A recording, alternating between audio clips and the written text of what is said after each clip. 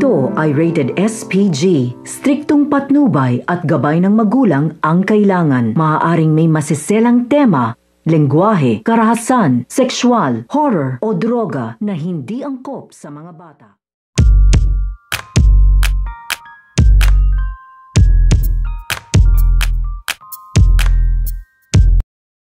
Ang pangloloko na mangyayari dito nga sa ina nito nga si Ali. Dahil namumblema nga dito, ito nga ina nga dito nito nga ni Ali, dahil ito nga kanyang anak na bunso ay kailangan na nga magbayad dito nga daw sa school.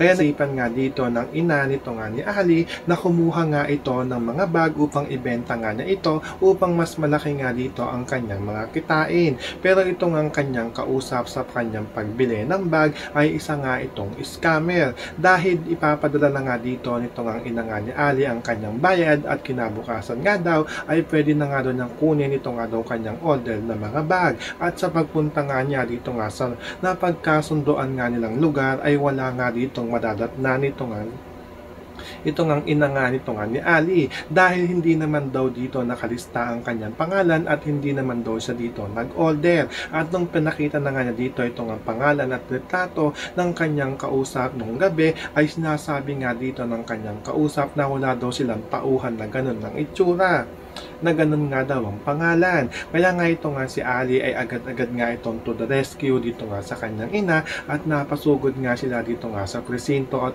sabihin nga dito ang nangyari na panloloko nga dito nga sa kanyang ina. So pakakaabangan nga natin dito kung mababawi pa nga ba nila dito ito nga binayad ng ina nito nga ni Ali dito nga sa scammer. Yan ang ating mga pakakatutukan, pakakaabangan dito nga lang sa Too Good to Be True.